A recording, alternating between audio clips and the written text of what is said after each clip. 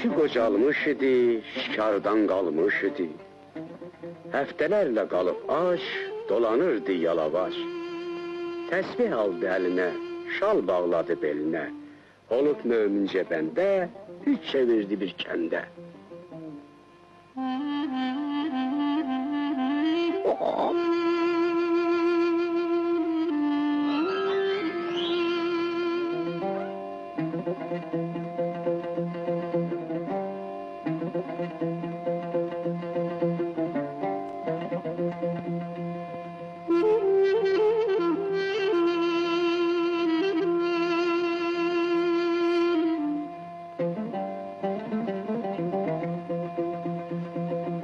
Ay baba, üz verip